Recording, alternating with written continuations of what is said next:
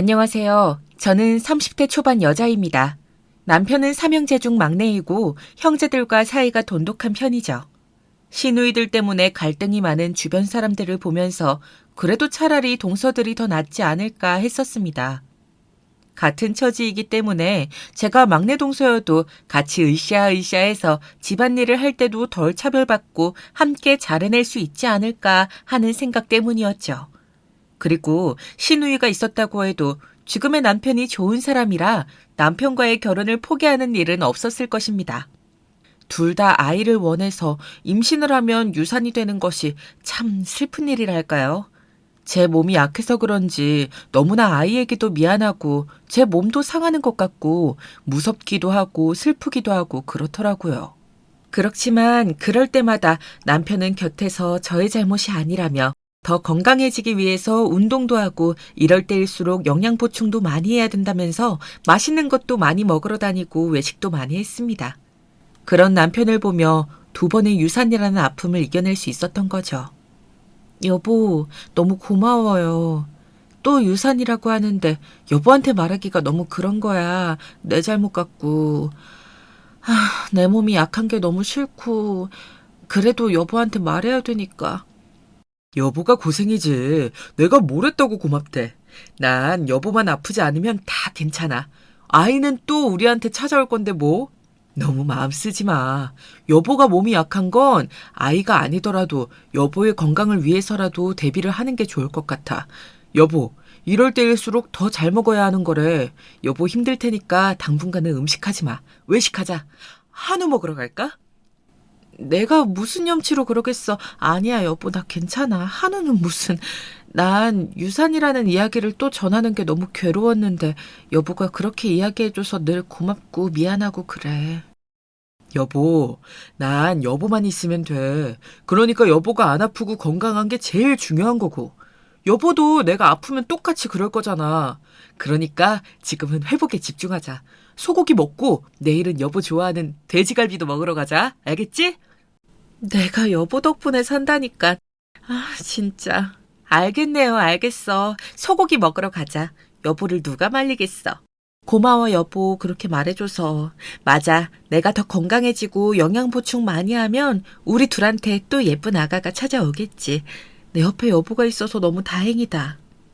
남편의 밀착 케어를 받으면서 당분간 맛있는 것도 많이 먹고 푹 쉬고 좋은 생각만 하려고 일부러 노력했더니 몸이 그래도 첫 번째 유산 때보다는 더 빨리 회복되는 것 같더라고요.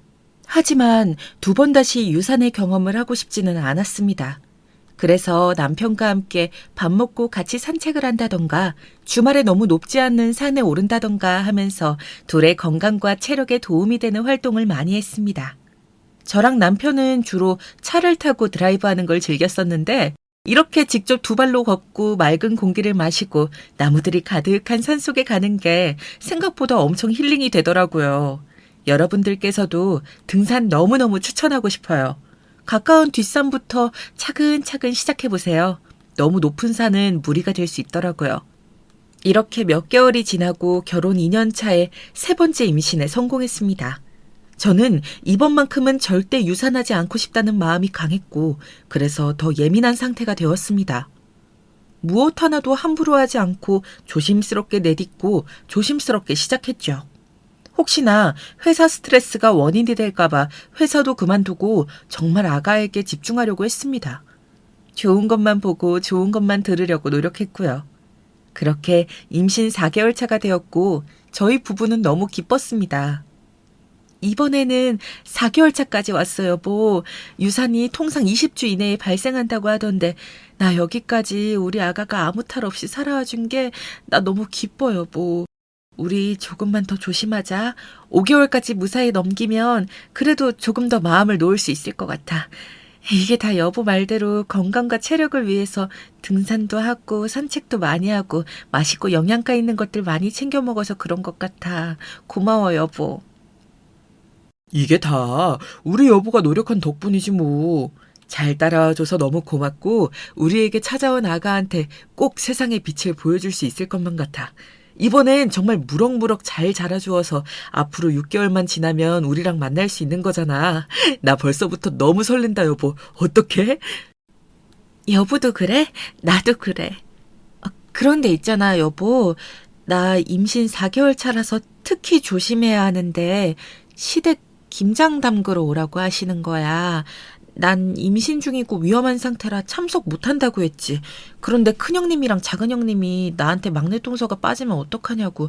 자기들은 임신했을 때에도 했다면서 임신이 유세인 줄 아냐고 막 그러시더라고. 뭐? 큰형수님이랑 작은형수님이 여보한테 그랬단 말이야? 아니, 어떻게 그런 말을... 우리가 2번이나 유산하면서 얼마나 힘들었는지 아시면서 임신이 유세냐고. 정말 그렇게 말했어요, 여보? 지금 당장 큰형수나 작은형수한테 전화 걸어봐. 이거 진짜 안 되겠어. 김장하는 게 뭐 언제라고? 당장 내일이야. 내일 참석하라고 아주 신신당부를 하시더라고. 나 어떡해, 여보?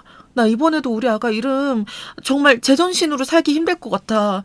여보 덕분에 지금까지 큰 무리 없이 잘 견뎌왔지만 사실 다시는 경험하고 싶지 않은 아픔이기도 해. 우리 3번 만에 얻은 귀한 아가잖아. 아가한테 무리 주는 일은 정말 하고 싶지 않아, 여보. 나 이번에 그래서 회사도 그만뒀잖아. 이렇게 김장에 불려가서 큰형님이랑 작은형님한테 구박받으면서 일하면 더 큰 스트레스 받을 것만 같아. 나 두려워. 맞아. 여보 말이 다 맞지. 지금 전화 한번 걸어봐. 내가 대신 얘기할게. 그러면 생각을 바꾸실 수도 있잖아. 그래, 작은 형수님보다는 큰 형수님을 설득해야겠다. 그래야 뒷말이 덜 나오겠지. 작은 형수님은 큰 형수님한테 깍듯이 하고 또 둘이 많이 친하니까 큰 형수님한테 전화해, 여보. 알겠어. 잠시만. 스피커폰으로 전화 모드를 바꾸고 큰형님한테 전화를 걸었습니다. 큰형님은 옆에 남편이 듣는 줄도 모르고 아주 저를 잡아먹을 듯이 쌍욕부터 하면서 시작하더라고요. 제가 임신 4개월 차라서 욕은 하지 말아달라고 이미 말씀을 드린 상태였음에도 불구하고 말이죠. 하긴 그런 말이 통하는 사람이었음 이렇게 저한테 쌍욕을 퍼붓지도 않았겠죠. 여보세요. 아까 통화로 충분히 얘기했는데 왜 또 전화질이야? 미친 거야? 어? 싸가지 없이 진짜 미친년인가. 우리가 임신은 유세 떨 게 아니라고 했지. 뒤지기 싫으면 꾀병 부리지 말고 내일 시간 맞춰서 와. 알았어? 하여간 요즘 것들은. 둘째 동서는 안 그러잖아. 보고 배우는 게 없어? 느껴지는 게 없니? 막내 동서라고 봐주는 것 따윈 없어. 알겠어? 왜 대답이 없어, 쌍. 어머, 형님. 막내 동서가 형님한테 전화질을 해요? 참, 눈치가 없어도 더럽게 없네요. 내일 아주 혼쭐을 내줘야겠어요. 임신이 뭐 대수라고. 우리 뭐 임신하고 김장 안 담궜나요? 본인이 유산 2번 한 것도 자랑은 아니죠. 나 원참 정말. 지금 큰형수, 작은형수 같이 있나 보네요. 큰형수한테 전화를 걸었는데 2분 목소리가 다 들리고.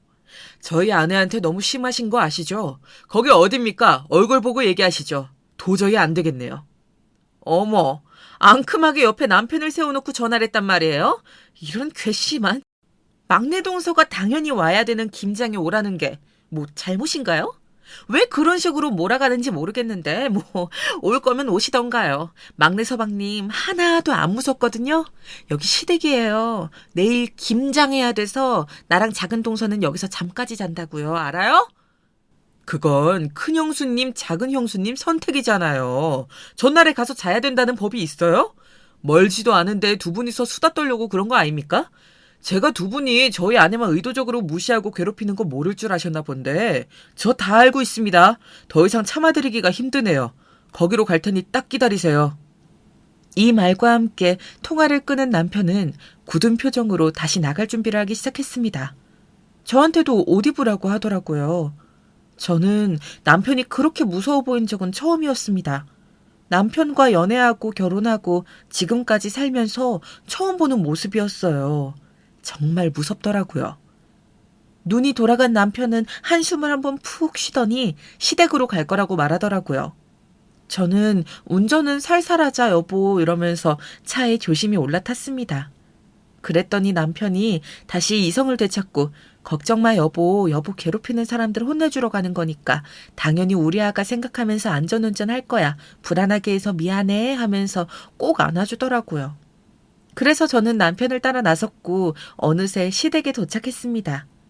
시댁에는 정말 큰형님과 작은형님이 도끼 눈을 하고 저희 뒷담을 하며 깔깔거리고 앉아있더라고요. 뒤질라고. 임신한 게 무슨 유세라고 김장을 안 오려고 해? 요즘 애들은 진짜 정말 작은 동서만한 사람이 없다니까. 아주 그냥 막내 동선 싸가지가 바가지야 정말. 꼴 보기 싫어 죽겠네. 그러니까요, 형님. 그래도 저희가 김장 전날에 시댁에 와서 자라고까지는 안 했잖아요. 저희가 이 정도로 배려해주는 것도 고맙게 여겨야 되는데 그런 배려도 모르고 배은망덕하게 그지 없어요, 정말. 정말 안 되겠죠? 저희가 내일 확실하게 기강 좀 잡아보자고요. 매운맛을 보여줘야 정신 차릴 것 같지 않아요? 뭐라고요? 정말 잠시도 안 쉬고 저희 아내 욕을 하시는군요. 뒤지기 싫으면 꾀병 부리지 말고 오라고 하셨죠? 아내도 같이 왔습니다. 이제 큰형수님과 작은형수님과는 가족이 아니라는 걸 알려드리려고요. 남편은 화가 잔뜩 나서 동서들을 찾아가 시댁 식구들 앞에서 차례로 뺨을 날렸습니다. 그걸 지켜보던 시어머니와 시아버지는 너무 놀라서 눈이 튀어나오실 지경이었죠. 다행히 그 자리에 아주버님과 서방님은 없었으니 망정이지 정말 주먹 다짐이 오고 갈 뻔했다고 생각합니다. 갑자기 펼쳐진 이 광경에 놀란 시댁 식구들은 어버버하다가 시아버지께서 이게 뭐하는 짓이냐며 고함을 치셨습니다. 저런 이 녀석 이게 뭐하는 짓이냐. 아무리 막대 먹어도 그렇지 어떻게 네 형수들을 차례로 뺨을 때려. 이게 다 무슨 일이냐? 설명해봐라. 아니 어떤 일이 있어도 이건 아니지. 어떻게 형수들 뺨을. 너 이 자식 제정신이냐? 어? 저런요? 지금 내 눈으로 본 게 이게 지금 꿈이냐? 어떻게 뺨을 내 착한 아들 철우가 만든 거야? 대체 왜 이러는 건데 철우야? 정신 차려라. 빨리 사과하지 못해? 얼른 사과해 얼른. 큰 새아가 작은 새아가 괜찮니? 막내 새아가 뭘 그렇게 멀뚱멀뚱 보고만 있니? 어서 네 남편 좀 말려봐라. 엄마, 아버지, 저 큰형수님 작은형수님이 미정이한테 어떻게 했는지 알고 그러시는 거예요? 미정이 2번이나 유산한 사람이에요. 이제야 겨우 4개월 차에 접어들었는데 어렵게 임신한 사람을 예민하게 조심하고 또 조심하고 있는 사람한테 김장하러 오라고 하면서 쌍욕을 했다고요. 뒤지기 싫으면 꾀병 불리지 말고 튀어오라고 했더라고요, 엄마. 말 좀 해보세요. 엄마도 그래야 된다고 생각하시는 거예요? 그렇다고 형수들 뺨을 때려? 너 미쳤니? 그럴 수도 있지. 큰 새아가랑 작은 새아가는 임신했을 때도 와서 김장했었다. 왜 막내 새아가만 사정을 봐줘야 되니? 내가 그러라고 시켰다 뭐. 그게 뭐 잘못이니? 얼른 형수들한테 잘못하다고 사과하지 못해? 저러나 얼른 형수들한테 사과해라. 이게 대체 무슨 짓이냐? 집안 망신도 이런 망신이 없다. 어쩜 이렇게 못 배워먹은 행동을 할 수가 있어? 우리가 널 그렇게 가르쳤냐? 그렇게 키웠어? 평소에 왜 안 하던 짓을 하니? 엄마도 같은 생각이었다니 충격이네요. 이것도 가족이라고. 이게 가족인가요, 아버지? 저 이런 형수들한테 형수라고 부르면서 가족으로 살 수 없습니다. 엄마한테도 정말 실망이고요. 우리 미정이가 그동안 얼마나 힘든 상황에서도 노력해서 여기까지 왔는데 형수들이랑 다르다는 거 아시잖아요. 그걸 못 참고 그거 한 번을 못 도와줘요? 형수들이 다 병원에 입원해서 혼자 김장을 해야 되는 것도 아닌데 미정이 없었을 때처럼 딱 이번에만 큰 형수랑 작은 형수가 둘이서 김장해도 되는 거였잖아요. 아니에요? 짝! 남편의 말이 끝나기가 무섭게 시아버지가 남편의 뺨을 때리고 말았습니다. 저런 이 녀석, 그게 엄마한테 무슨 말버릇이야? 자기 아내만 감싸돌면서 머리가 어떻게 된 거냐? 혼자 착해 빠져서 걱정해더니만 이제 보니 아주 이기적인 자식이야. 쓸모없는 놈, 넌 위아래도 없냐? 형수들한테 얼른 사과해. 시아버지께서 남편의 뺨을 때리면서 형수들에게 사과하라고 하자 더 이상 걷잡을 수 없는 상황이 되고 말았죠. 저는 이런 상황을 바란 건 아니었지만 우리 아가를 위해서 남편이 이렇게 시댁 식구들과 싸워주는 게 고맙기도 하고 미안하기도 하고 만감이 교차하더라고요. 이 일을 계기로 결국 남편은 가족들과 연을 끊게 되었고 형제들과도 대판 싸움이 났습니다. 남편은 오히려 잘 됐다면서 우리 부부가 중요하지 시댁에게서 벗어나는 게 필요했다고 저를 애써 위로하더라고요. 여보, 괜찮아? 나 너무 여보한테 미안하고 신경 쓰이는데 그냥 내가 갔어야 되는데 여보한테 너무 미안해. 가족들이랑 아주버님이랑 서방님이랑 다 틀어져 버렸잖아. 지금이라도 우리 바로 잡자. 어때? 여보는 아무 잘못이 없어. 맞잖아. 나 때문에 많이 놀랐지? 놀라게 해서 오히려 내가 더 미안해. 여보가 제일 놀랐겠다. 나 큰형수랑 작은형수가 이렇게까지 여보를 괴롭히고 못살게 구는지는 몰랐는데 그동안 어떻게 참은 거야. 참지 말고 다 나한테 얘기하지 그랬어. 어렴풋이만 알았지 이 정도일 줄은. 거기다 우리 엄마도 한통속이었다니. 내가 너무 속상해서 억장이 무너지더라. 그래도 아무리 그래도 여보 내가 그냥 김장을 갔다 올 걸 그랬나 이런 생각도 들어. 여보한테 소중한 가족들인데 시댁 식구들 전체랑 등지게 한 것 같아서 너무 미안해. 내 편 들어준 건 고맙지만 우리가 한번 숙이고 들어가야 하지 않을까? 아니야 여보. 오히려 잘 된 거야. 여보가 계속 우리 가족들 때문에 스트레스 받으면 여보 건강에는 물론이고 우리 아가한테도 당연히 안 좋아. 이렇게 계속 스트레스 받는 것보다 우리가 건강하고 행복하게 사는 게 우선이지. 난 그렇게 생각해. 여보랑 우리 아가가 무사한 게 먼저라고. 그래도 여보, 내가 여보랑 가족들을 멀어지게 만든 거잖아. 여보한테 미안해서 어떡해. 우리 아가를 위한 선택이라는 건 나도 동의해. 맞는 말이고. 여보의 결단인 거니까 나는 따를 거야. 물론 나한테 부담도 적은 게 사실이야. 그래도 난 여보가 걱정돼. 여보야말로 이렇게 착해서 어떡해. 난 정말 괜찮다니까. 형들도 다 꼴보기 싫었는데 잘 됐어. 형수들이 이렇게 지독하게 우리 여보를 괴롭히는데 나 몰라라 하고 말이야. 나만 몰랐지 나만. 여보, 그런 일 있으면 나한테 바로바로 말해. 앞으로 무슨 일이든. 알겠지? 내가 여보랑 우리 아가를 지켜야지 누가 지키겠어. 난 걱정 말고 우리 행복이랑 아가만 생각하자. 알겠어, 여보. 고마워. 그렇게 말해줘서. 덕분에 시댁 식구들 때문에 받는 스트레스가 완전히 사라졌네? 나 정말 아가랑 만날 날만 기대하고 기다리고 있어. 그래 여보, 그거면 된 거야. 나도 우리 아가랑 만날 날만 정말 손꼽아 기다리고 있다니까. 그러니까 여보, 먹고 싶은 거 없어? 우리 아가가 뭐 먹고 싶대?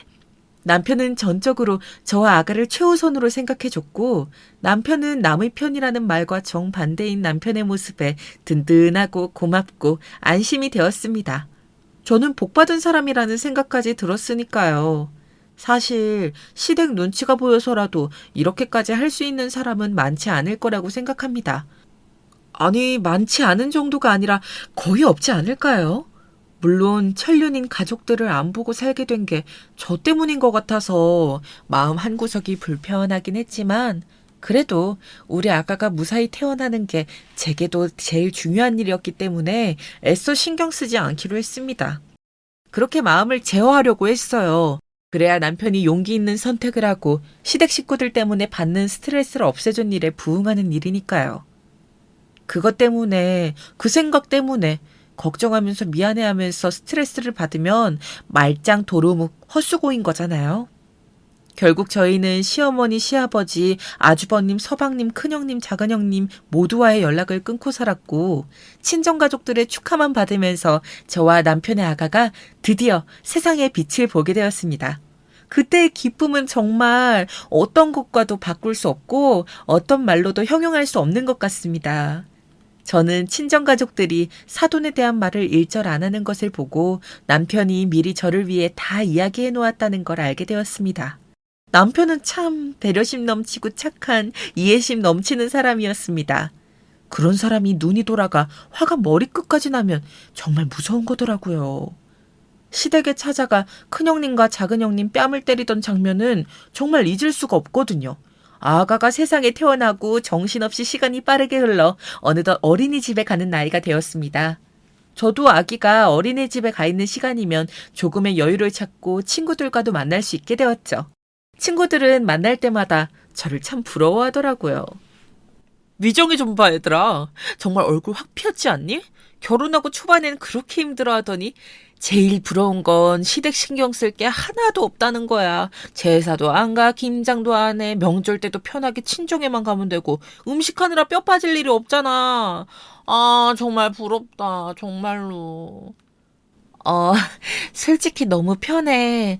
우리 혜진이 태어나기 전에는 혜진이가 유산될까봐 조마조마하면서 정말 나 모든 걸 신경 쓰면서 살았잖아. 그 전에 두 번 유산된 것도 정말 시댁 스트레스 때문도 있었던 것 같아. 우리 손이 동서들이 아주 유별난 사람들이었거든. 제사면 제사, 명절이면 명절, 김장이면 김장. 다 같이 모여도 일하는 건 정말 나 혼자였어. 개부리듯 부리더라. 욕하면서 내가 뭘 하든 트집 잡고 그러는 걸 알면서도 시어머니는 방관하셨어. 그냥 그러려니 하신 거겠지만 나한테는 정말 절망이었지. 그런 세상에서 해방된 게 난 참 다행이라고 생각해. 미정아, 언제 들어도 참 끔찍하다. 우리 시댁 신우들도 그 정도는 아닌데 정말 지독하긴 했다, 그지? 너 혜진이 가졌을 때 4개월 차였나? 그때 임신해서 김장 못 가겠다고 했더니 꾀병 부리지 말라고 뒤지기 싫으면 오라고 그랬다고 했었나? 그치? 아, 진짜 인성들 너무한 거 아니네. 야, 나였어도 내 아내가 그렇게 괴롭힘 당하고 있으면 가만히 안 둘 것 같아. 물론 뺨까지는 모르겠는데 아무튼 너희 그 착한 남편이 얼마나 화가 났으면 시댁 찾아가서 형수들 뺨을 착착 갈겼겠어. 아무리 생각해도 정말 대단한 것 같아. 그러니까 지금 혜진이가 이렇게 건강하게 잘 자랄 수 있는 거 아니겠어. 그 시댁 식구들이 혜진이한테는 잘해줬겠냐고. 미정이도 얼마나 더 구박받으면서 시댁에서 종처럼 부렸겠어. 안 봐도 비디오다 비디오야. 이런 예정된 불행은 막는 게 맞는 거지. 맞아, 맞아. 그래서 나도 처음에는 그래도 시댁 식구들이 남편의 소중한 가족들인데 내가 다 멀어지게 한 건 아닐까 너무 미안했거든? 그래도 남편이 너무 완강하게 아니라고 하니까, 그리고 나도 일단 살아야겠으니까, 우리 혜진이를 잃을 수는 없었으니까 남편이 하자는 대로 했는데, 그때 남편이 정리해줘서 시댁이랑 그런 꼴 안 보고 살 수 있어서 너무 좋은 거 있지. 너네가 부러워할 만해? 마음껏 부러워해? 그래, 아주 부럽다, 부러워. 미정이 너라도 자유의 몸이라서 얼마나 다행인지 몰라. 나랑 얘는 명절 때마다 받는 스트레스가 아주 그냥 최악이잖냐. 최악의 시누이들이, 제일 싫어. 시어머니도 얄밉고, 다 알고도 모른 척 지는 나가서 TV나 보고 쉬는 남의 편, 남편이 제일 얄밉기도 하고. 아, 미정이 너는 착하고 사랑꾼인 남편 덕분에 정말 행복하게 사는 줄 알아. 그럼, 당연하지. 난 남편한테 항상 고마워한다니까. 아직도 팔불출이고, 나를 사랑해주고, 우리 혜진이한테도 너무 잘하고. 오히려 그 시댁이 없어지니까, 우리 친정 식구들한테 더 잘하는 거 있지. 어머, 그래? 그럼 진짜 더 좋잖아. 하긴, 너희 남편도 가족들이 있다가 없는 거니까. 옆에 있는 친정 식구들을 대신 더 챙기려고 하나 보다. 사람 마음이 사실 그렇잖아. 없었으면 좋겠다고 생각하다가도 막상 없어지면 그만큼 횡하고 그리울 수가 없다니까. 하긴 그것도 그래. 왜 있잖아. 든 자리는 몰라도 난 자리는 바로 안다고. 있다가 없는 게 그렇게 그립지. 있을 때 잘할 걸 후회도 하게 되고. 미정이 너희 남편은 안 그래? 시댁 식구들 그립기는 할 텐데. 너한테는 말 잘 안 하나? 그런 말은 없었는데, 너희 말 듣고 보니까 정말 그럴 것 같기도 하고, 벌써 소식 끊고 산지 4년인데, 그럴만 하겠네. 아, 내가 남편한테 너무 무심했던 것 같아. 고마워, 얘들아. 남편 좀 잘 챙겨줘야겠다. 미정아, 그렇다고 다시 시댁이랑 연락하고 지내면서 그 수모를 겪고 살라는 얘긴 절대 아니다, 알지? 벗어날 수 있으면 벗어나서 사는 게 제일 좋지. 맞아. 그냥 남편이 가족들 그리워하는 것 같으면 더 잘해주라는 거지. 뭐, 먼저 시댁에 연락을 해서 다시 예전처럼 지내자. 이런 말은 절대 먼저 꺼내지 말고. 알겠지?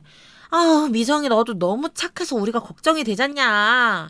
친구로서 친구가 힘든 길 가는 건 정말 뜯어말리고 싶거든? 아, 고마워. 알겠어. 너네 말대로 할게.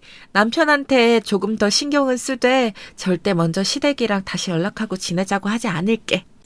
제일 친한 단짝들이랑 이야기를 하면 저를 걱정해주면서 시댁과 다시 연락하면서 지내는 건 절대 남편에게 먼저 이야기를 꺼내지 말라고 조언해주더라고요. 그리고 남편이 저희 친정 식구들한테 더 잘해주는 건 너무 좋지만 그만큼 시댁 식구들에게 특히 친했던 아주버님, 서방님이랑 소통을 안 한다는 게 천륜인 부모 자식 간의 관계를 끊었다는 게 남편에게 응어리처럼 남아있을 수 있다는 걸 그동안 혜진이 키운다는 핑계로 외면해온 것 같아서 미안해지더라고요. 친구들에게 그런 이야기를 들은 후여서일까요? 요즘 들어 부쩍 남편이 영화나 드라마를 같이 보다가 눈시울이 붉어지는 걸 자주 보게 되더라고요. 내용을 보면 형제들이 나오는 거나 부모 자식이 같이 나오는 장면들이었습니다. 4년이라는 세월이 길다면 길고 짧다면 짧다고 할 수 있는 시간이지만 남편들이 자꾸 가족들을 그리워하는 것 같다는 생각이 들더라고요. 남편의 가장 사랑하는 아내로서 그동안 남편의 이런 감정들을 외면해왔던 게 미안했습니다. 그래서 남편에게 대화를 하려고 하면 자꾸만 친구들이 해줬던 조언이 떠올라 괴롭습니다. 이야기를 한번 시작하면 결국 남편의 속마음을 제 귀로 듣게 될 거고, 그러다 보면 저는 결국 마음이 약해져서 다시 시댁과 관계를 이어가자고 하게 될 것 같아서 망설여집니다. 여러분이 저라면 어떻게 하시겠어요? 솔직히 지금까지 시댁과 등지고 살면서 편했던 건 사실이거든요. 혜진이를 무사히 품에 안을 수 있게 되었고, 오로지 혜진이와 남편에게만 집중하면 되는 생활이었으니까요. 제가 무엇을 하든 구박받을 일도 강제로 노동할 일도 없었으니까요. 이 삶을 다시 포기하고 또 평생 시댁 사람들한테 시달릴 생각을 하면 다시 스트레스를 받습니다. 너무 두렵고요. 차라리 남편이 다른 생각 못하게 혜진이 동생을 가지는데 더 집중을 해야 하나? 이런 생각도 합니다. 이런 생각을 하는 제가 너무 나쁜 걸까요? 여러분들의 현명한 조언이 필요한 시점입니다. 제가 이런 일로 소가리를 하게 될 줄은 몰랐거든요. 결혼한 걸 한 번도 후회하지는 않았지만 시댁 사람들이 시집살이를 시키는 것은 정말 최악이라고 생각했습니다. 돌이켜 생각해보면 두 번의 유산이 모두 스트레스 때문이었다는 생각까지 들 정도였으니까요. 남편이 괴로워할까봐 말은 못했었지만요. 친구들은 모두 시댁과 다시 관계를 유지하는 것을 결사 반대하고, 또 저도 속마음 깊은 곳에서는 시댁과 다시 붙어서 행복하지 않을 거라는 걸, 감당해야 하는 것이 평생 늘어간다는 걸 알고 있습니다. 그렇지만 남편이 자꾸 시댁 가족들을 그리워하는 것이 눈에 보이기 시작하니 또 그걸 보는 제가 괴롭고 어떻게 하면 좋을지 너무 고민이 됩니다. 가족과 남편이 등지고 살게 만든 사람에게 필요한 이야기를 검색하기도 하고 친구들 말고 다른 커뮤니티에 올려볼까 생각도 하고 그렇습니다. 찾아보니 가족과 남편이 등지고 살게 만든 사람에게는 몇 가지 조언을 하고 있더라고요. 건강하고 행복한 가정을 유지하고 서로를 지지하며 성장할 수 있는 방법들이라고 나와 있는 이야기는 너무나 진부한 이야기들 투성이었습니다. 소통의 중요성을 강조한 것이었는데, 소통이 되는 수준이었다면 그만한 스트레스에 시댁에 가기 싫다는 스트레스가 극심하지도 않았었겠죠. 서로의 생각과 감정을 솔직하게 표현하고 이해하려는 노력을 기울여야겠죠. 문제가 생겼을 때는 서로에게 열린 마음으로 이야기하고 해결책을 찾는 데 도움이 되는 대화를 지속적으로 이어가야 하지만, 시댁에서 만난 시어머니와 큰형님, 작은형님 모두 저를 못 잡아먹어서 안달인 사람들이었습니다. 제가 무엇을 더 할 수 있었을까요? 서로를 존중하고 지지하는 게 정말 가족이 아닐까요? 가족은 서로를 지지하고 존중하는 관계를 가져야 하잖아요. 그런데 시댁 식구들은 저를 단순히 막내로 들어온 동서라서 무시하고 부려먹으려고 하고 당연하다는 듯이 하대하는 사람들이었습니다. 시댁 식구들과 남편과의 관계를 강화하기 위해 시간과 관심을 투자해야 하나? 제가 나서서 해야 하는 걸까? 아직도 고민이 됩니다. 식사 한 번씩 같이 하면서 서서히 참여하는 거죠.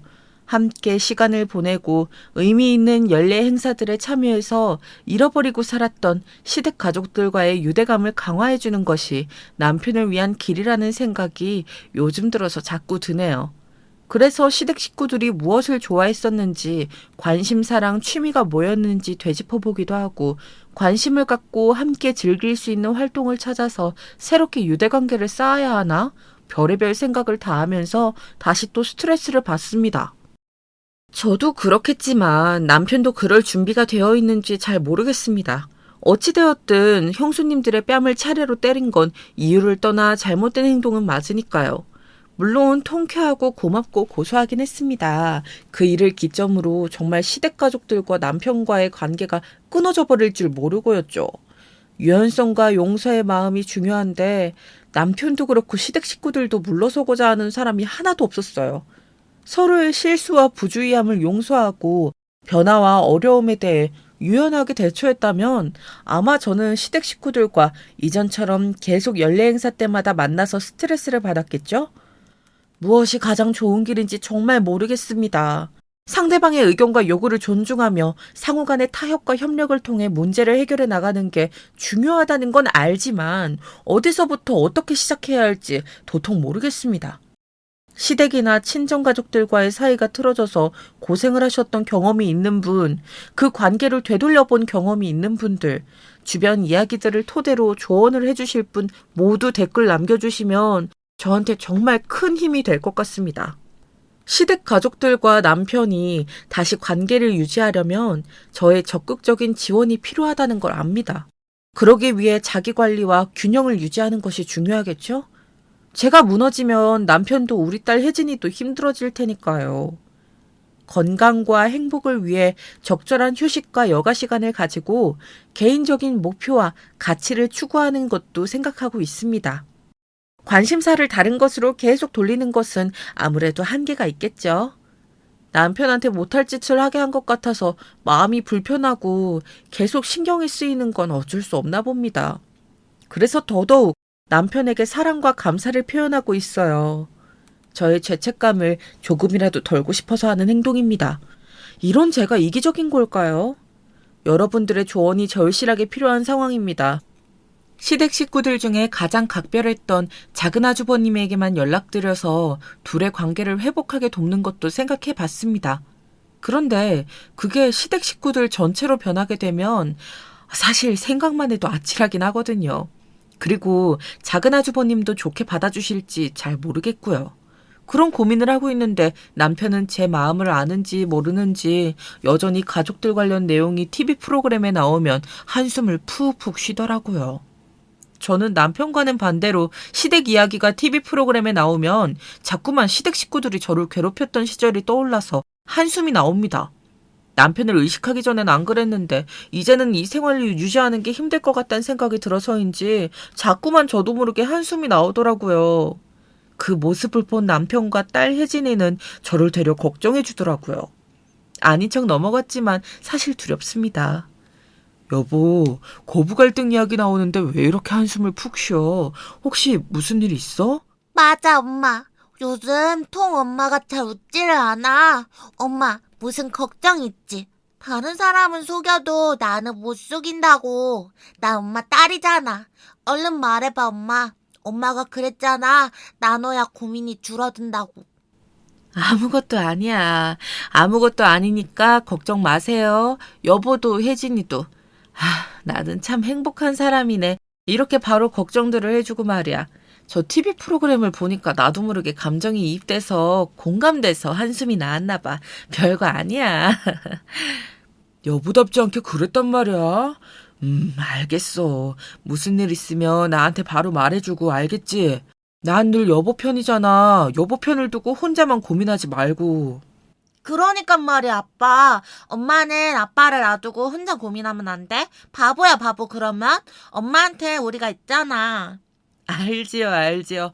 고마워, 우리 딸. 여보도. 이렇게까지 시댁 식구들을 두려워하는 것을 이해 못하시는 분들도 있으실 것 같아요. 처음엔 굉장히 사소한 것에서 시작했습니다. 시어머니와 시아버지가 살고 계시는 시댁에 큰형님과 작은형님이 저를 불렀습니다. 결혼 후 한 달도 지나지 않고 불려간 저는 무엇 때문에 모이게 되었는지조차 알지 못했죠. 막내 동서, 왜 이렇게 늦게 와? 우리는 하루 전날 와서 잤는데 매사 그런 식으로 늦게 오면 곤란하지. 기본이 안 되어 있네. 단체 생활 처음 해봐?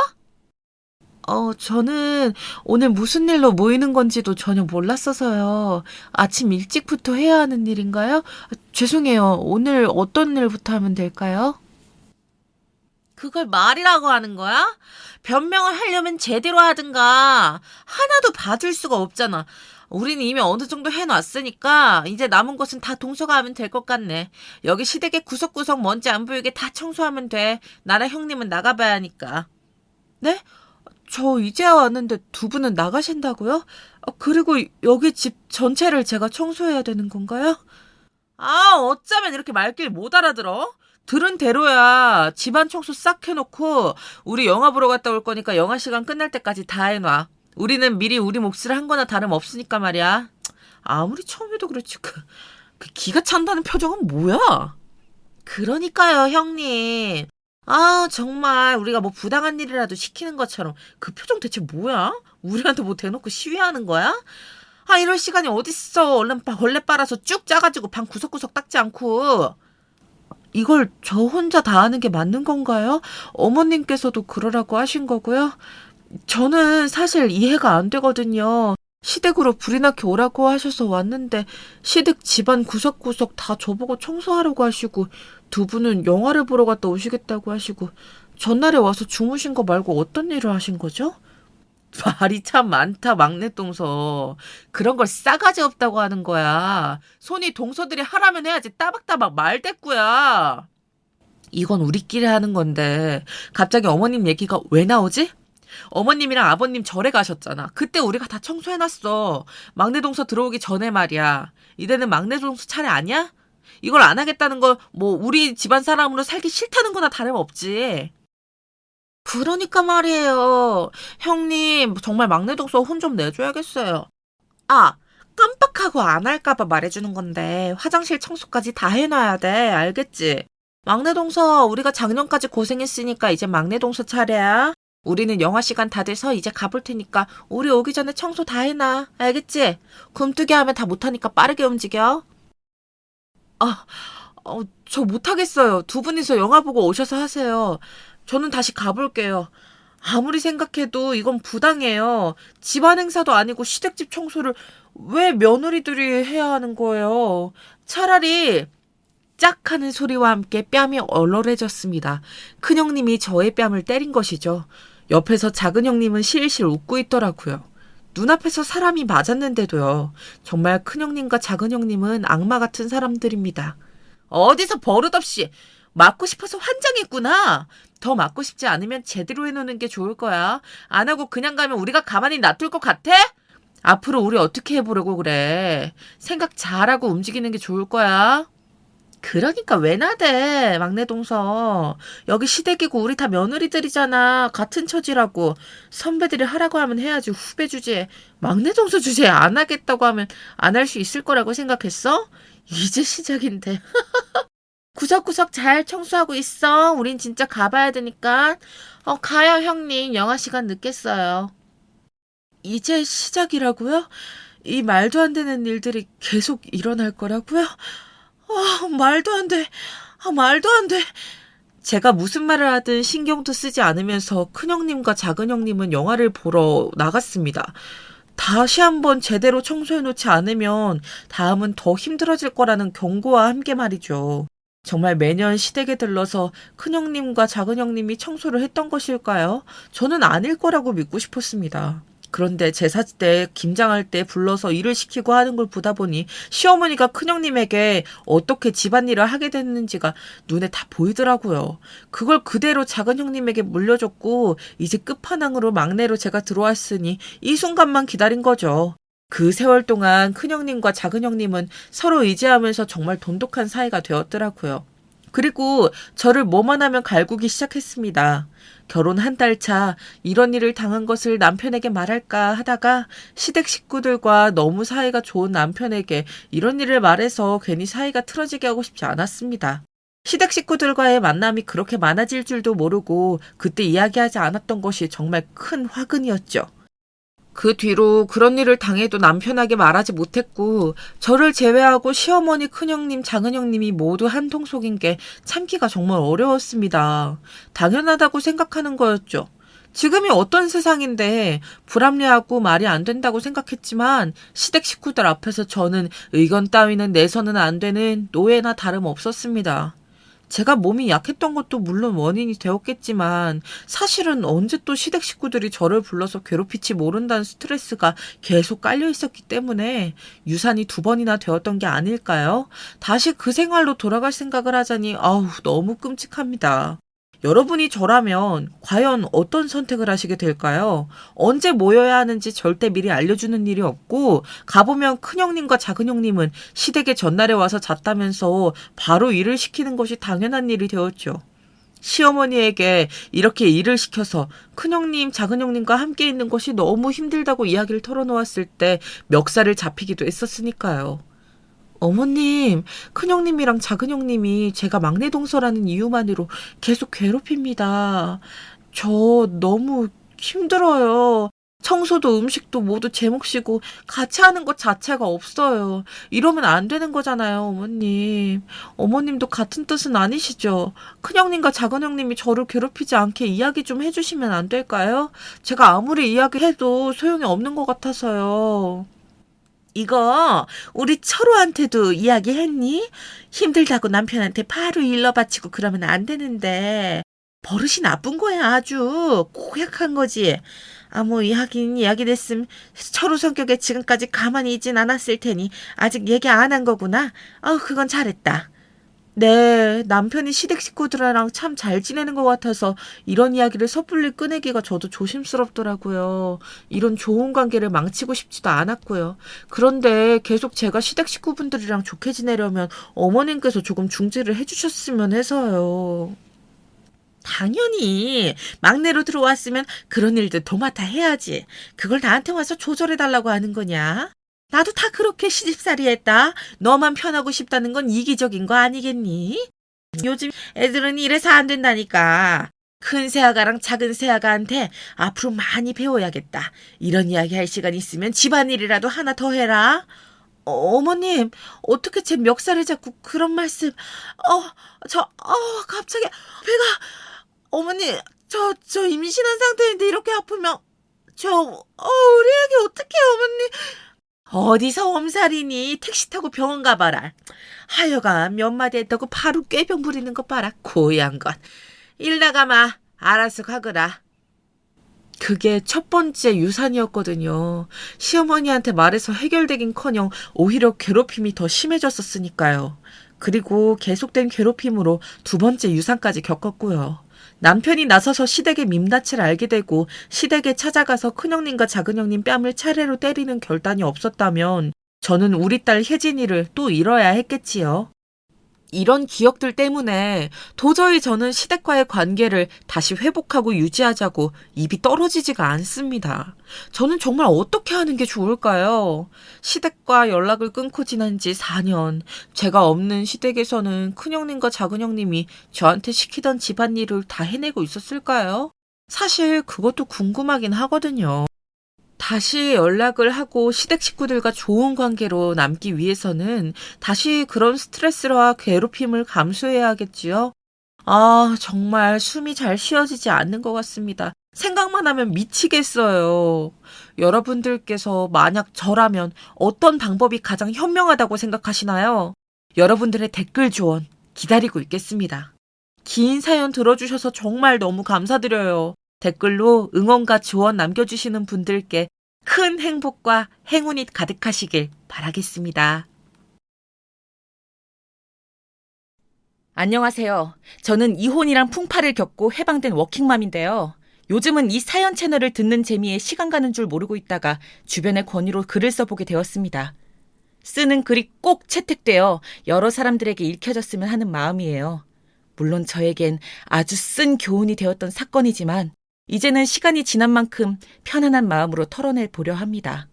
먼저 어린 시절부터 이야기를 해볼까 하는데요. 저희 집은 어렸을 적부터 부유했어요. 금전적인 결핍이 전혀 없는 가정에서 자랐다고 볼 수 있죠. 가지고 싶은 물건이 무엇이든 원하면 가질 수 있고 교육을 받는데도 모자람이 없었어요. 이런 물질적인 것들이 뒷받침될 수 있었던 이유는 예상하셨겠지만 부모님 덕분이었어요. 어린아이가 성인이 되어 자립할 수 있을 때까지 그 힘을 길러주는 양육자의 역할이 바로 부모님이잖아요. 부모님은 저희 남매가 충분히 그 힘을 기를 수 있도록 넘치지 않게 딱 알맞은 만큼 제공해 주셨던 것 같아요. 지금 저희가 부모님을 정말 존경하고 현명하다고 생각하는 이유 역시 부모님께서 넘치지 않게 길러주셨기 때문입니다.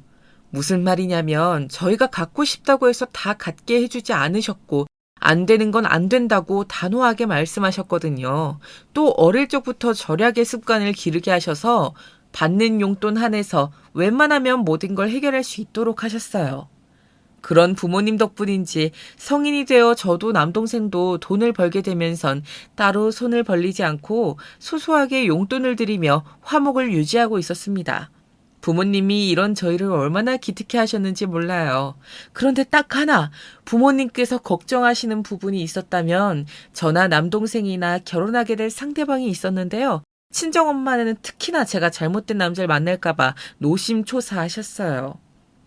남자 잘못 만나면 얼마나 고생길이 펼쳐지는데 그 사람을 완전하게 안다고 생각하기 전까지 절대 우리 집안 재력 이야기는 하지 마.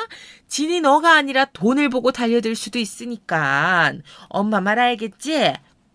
알겠어, 엄마. 걱정하지 말라니까. 딸을 뭘로 보는 거야? 나도 연애하면서 남자 보는 눈 키웠어. 아빠 같은 남자 만날게. 걱정하지 마.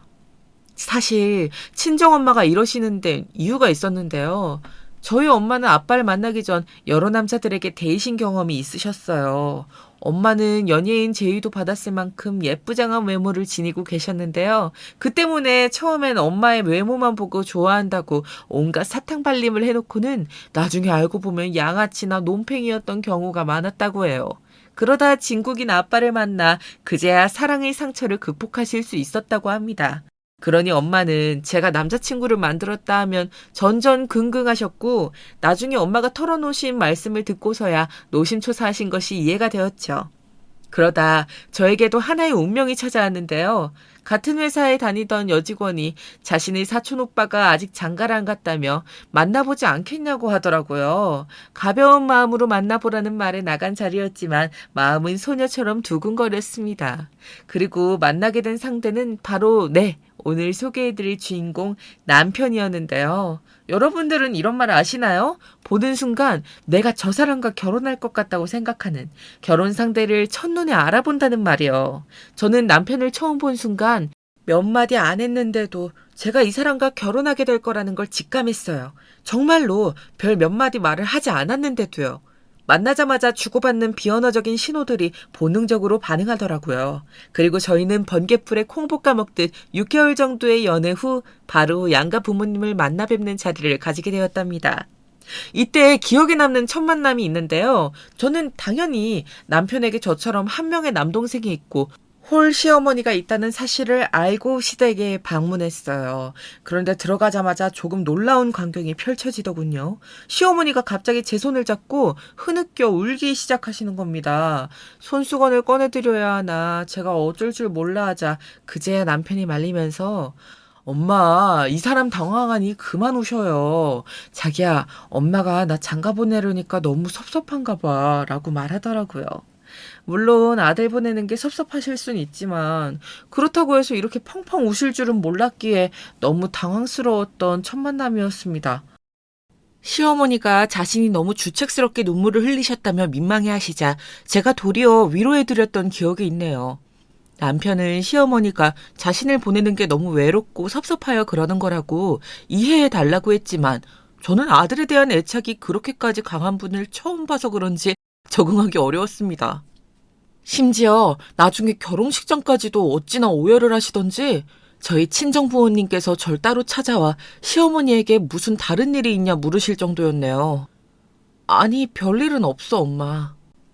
내가 권서방은 일단 믿음직스러워 보이는데 사도는 잘 모르겠다. 솔직히 아들 사랑이 너무 별나 보이는데 엄마 우리 딸이 그런 시댁에 시집가는 거 걱정스러워. 에이, 그런 거 아니야, 엄마. 시어머니께서 젊었을 적에 아버님 잃으시고 남편한테 많이 의지하며 사셨대. 그래서 더 애틋하신가 봐.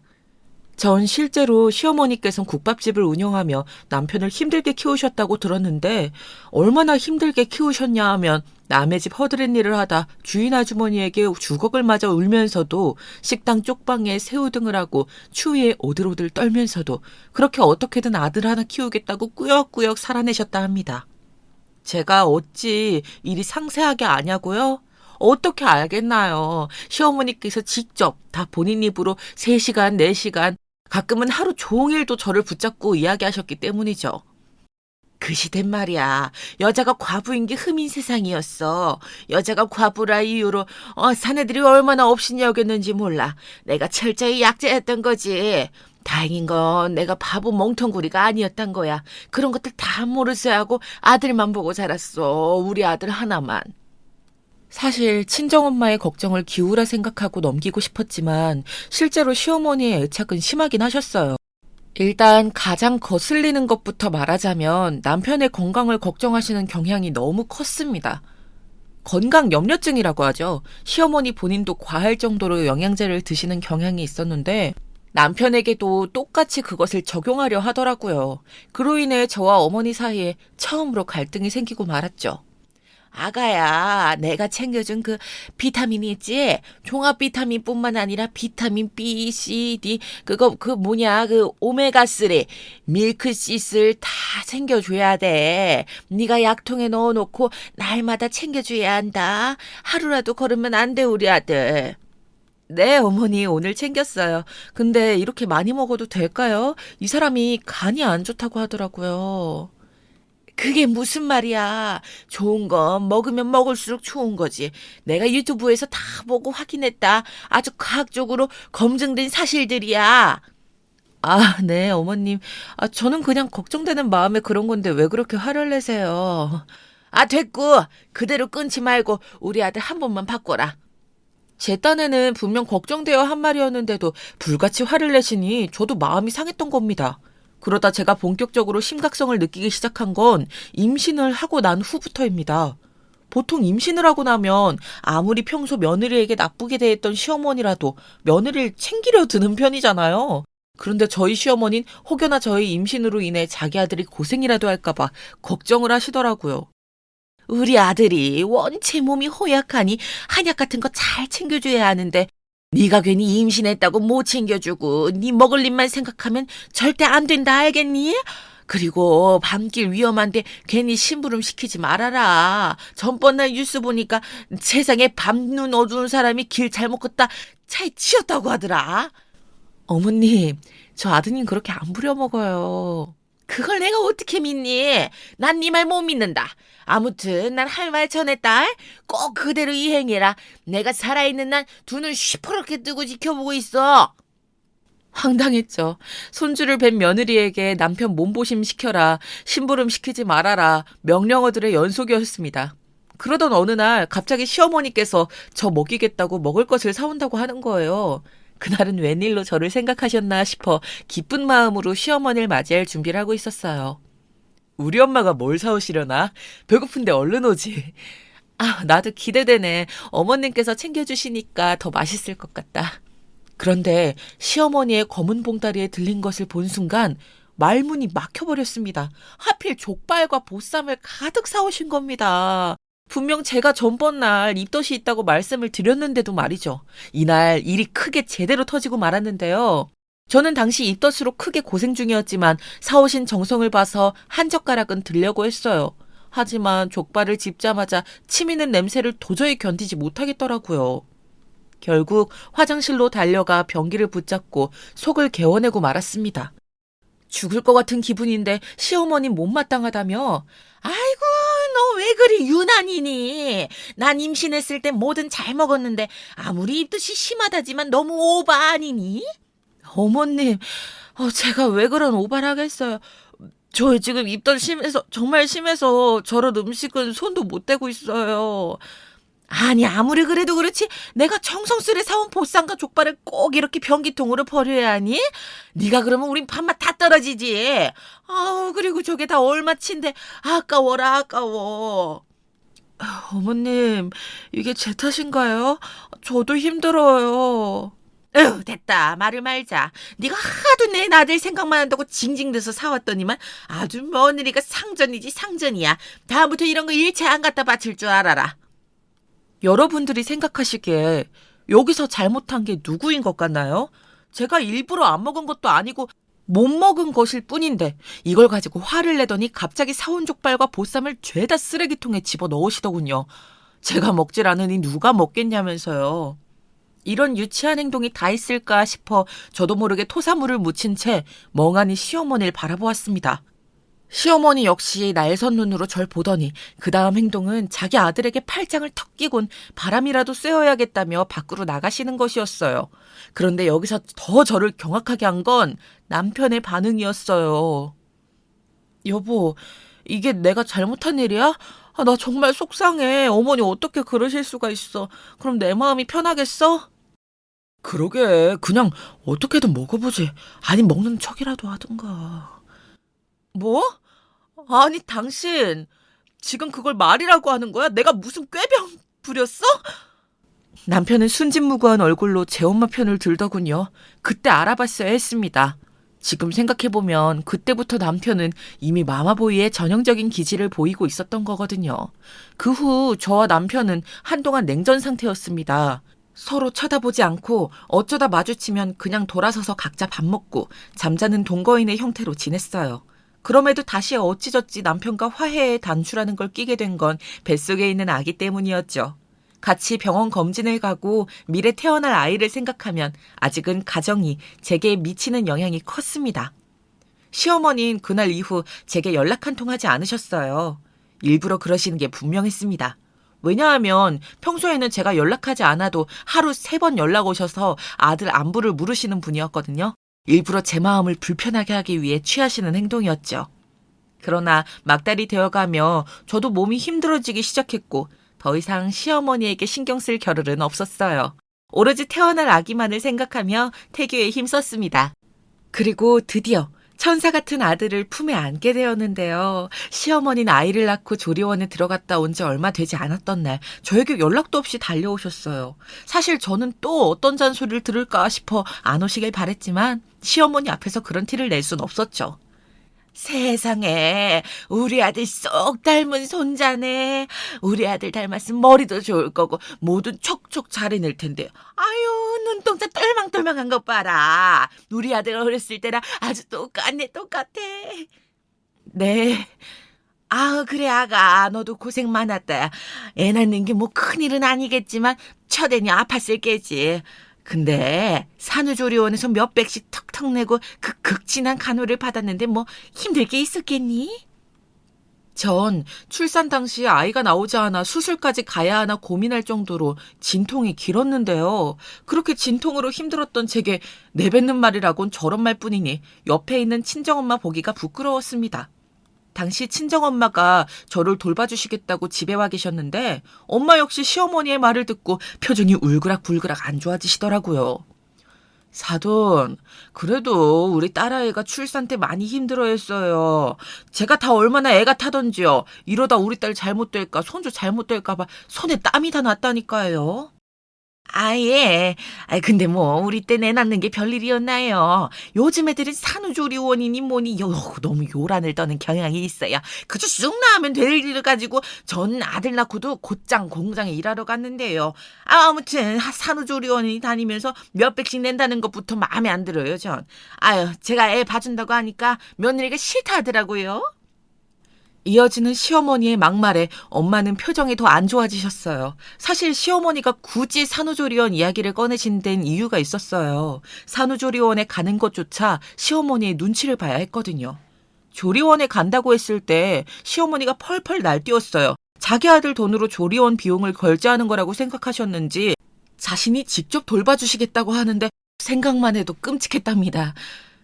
어머님, 산후조리원 비용은 저희 엄마가 해주시기로 했어요. 그러니 걱정 마세요. 그러니? 그럼 진작 말하지 그랬어. 난 또 내 아들 등골 빼먹나 했네. 몇십도 아니고 몇백이 턱턱 나가는데 어찌 아깝지 않을 수 있겠니? 너무 섭섭하게 듣지 말아라. 너도 진정한 엄마가 되면 알게 될 거다. 근데 너희 집은 풍족하지도 않으면서 어떻게 그걸 결제하실 생각을 다 했다니? 아이고 돈을 차지할 줄 모르시네. 제 말에도 당당하게 말하시던 시어머니는 저희 엄마가 결제하시는 거란 말에 그제야 안심하고 되돌아가셨습니다. 사실 시어머니는 저희 집안 재력에 대해선 잘 모르고 계셨습니다. 엄마의 성화에 제가 밝히지 않았거든요. 그래서인지 남편이나 시어머니나 저희 엄마께서 좋은 산후조리원 고르신 걸 사치라고 생각하고 비웃더라고요. 장모님, 요즘 장인어른 사업이 잘 되시나 봐요. 저 나중에 구두 한 벌 해주세요. 구두가 낡고 해졌는데 이제 외벌이로 전향하려니까 좋은 거 사기 힘들 것 같았어요. 아, 농담입니다. 남편은 우스갯소리랍시고 저희 엄마에게 갖고 싶은 구두를 사달라며 너스레를 떨었는데 그러고선 뒤돌아 저에겐 장모님이 경제적으로 무리하시는 것 같다고 속삭이더라고요. 저러다 장인어른한테 한 소리 들으시면 어쩌려 그러신데? 저번에 보니까 들고 계신 가방도 브랜드인 것 같던데 당신 친정 형편엔 무리 아니야? 우리 엄마가 알아서 할 일이라고 말하고 싶었지만 저는 엄마가 결혼 전 집안에 대해 얘기하지 말란 충고를 생각해 꾹 참았답니다. 그리고 남편과 시어머니는 저를 두고 별의별 말들을 쏟아내더니 저들끼리 쏙 육개장을 먹으러 가버렸어요. 엄마, 시장한데 우리 육개장이라도 뭐 먹으러 갈까요? 배고파 죽겠어요. 아까부터 배에서 꼬르륵 소리가 나던데. 그래, 그러자꾸나. 마침 엄마도 배고팠는데 요 앞에 육개장 아주 잘하는 집이 있댄다. 거기 가서 한 그릇씩 하고 오자. 우리 아들도 고생 많았다. 출산 휴가 내고 애 돌보느라 얼마나 고생이 많았겠어. 엄마가 맛있는 거 사줄게. 애 낳느라 온갖 진통을 겪은 건 산모인 저와 돌보신 엄마인데 기가 찼죠. 친정엄마 또한 한참이나 시어머니 욕을 쏟아내시더군요. 너희 시어머니는 왜 온 거래니? 몸 아픈 며느리한테 기어이 와서 하는 말이라곤 저런 시답지 않은 말들 뿐이고 세상에 별나다 별나. 참고로 저희 친정엄마는 잔 걱정이 많으신 분이지 다른 사람을 함부로 판단하시거나 재단하실 분이 아닙니다. 근데 저렇게 말씀하실 정도면 시어머니의 행동이 얼마나 경박스러웠는지 예상 가시겠지요? 그날 겨우 엄마를 돌려보내고 이제는 시어머니와 최대한 마주치지 말아야겠다고 여겼답니다. 왜냐하면 저는 이미 질릴 대로 질린 상태였거든요. 근데 아들 집착은 손주 집착으로 번지신 건지 시어머니는 이젠 손주가 보고 싶다며 이틀 걸러 오시려고 하더라고요. 아니, 도대체 언제 우리 똘망이를 볼 수 있단 말이야, 어? 나는 그 눈동자를 봐야 잠이 오겠는데. 어머님, 죄송한데 제가 아직 많이 피곤해요. 아이도 너무 어리고요. 나중에 연락드릴게요. 정말 죄송해요. 저는 늘 이 한마디만 하고 급히 전화를 끊어버렸어요. 시어머니는 남편을 통해서도 계속해서 아기를 데리고 오라고 말하셨지만 제가 절대 안 된다며 막았어요. 아직 아기도 너무 어리고 저도 힘드니 그것만큼은 양보할 수 없다고요. 남편도 저의 태도에 결국은 자기가 한 발 접고 물러나더라고요. 그렇게 시어머니 문제가 해결되는가 싶었어요. 더 이상 잔소리를 듣지 않는 것만으로도 마음이 한결 가벼워지는 것 같았죠. 하지만 다른 곳에서 문제가 생기고 말았습니다. 제가 육아를 갓 시작했을 때 당시 남편은 야근도 없고 꽤 편하게 일을 하고 있는 상태였는데요. 덕분에 독방 육아는 면하겠다고 생각하고 있었어요. 그런데 이놈의 남편이 갑자기 회사에 중요한 프로젝트가 생겨 야근이 많아졌다고 하는 겁니다. 진짜라며 회사 메신저까지 보여주는데 할 말이 없더군요. 외벌이로 일하는 남편에게 회사 일을 하지 말라고 할 수도 없는 노릇이었고요. 미안해. 근데 나도 어쩔 수가 없어. 이제 나 혼자 버는데 열심히 벌어야 하잖아. 그래, 알겠어. 어쩔 수 없는 사정인데 이해해야지. 열심히 일해줘서 고마워. 남편에겐 그렇게 말하며 눈물로 독방 육아를 해야겠구나 하는 생각에 꼼짝없이 갇혀 있었답니다. 물론 남동생이 도와준다고 몇 번 연락이 오긴 했지만 동생도 직장 생활을 하는 처지라 바빠 신경 쓰이게 하고 싶지 않았고 힘들지만 혼자 육아를 해나가다 보면 다른 엄마들처럼 어느새 양육을 터득해 나갈 것이라 여겼죠. 하지만 한 아이를 먹이고 재이고 그렇게 키운다는 것은 제 생각대로 결코 쉬운 일이 아니었답니다. 잠 못 자는 건 물론이고 손목이 끊어져라 아파오는데 어느 순간 손목 부분이 잘못되었다는 생각이 들어 병원에 찾아가 보니 의사 선생님께서 안쓰러운 눈길로 말씀하시더군요. 저는 그 말씀에 꽤 당황스러울 수밖에 없었답니다. 상태가 이 정도일 줄은 몰랐거든요. 손목 건초염인데 상태가 많이 심각해서 수술이 필요해요. 수술로 염증 부위를 제거하고 유착된 부분을 떼어내시면 좋아지실 겁니다. 네? 수술까지 받아야 하나요?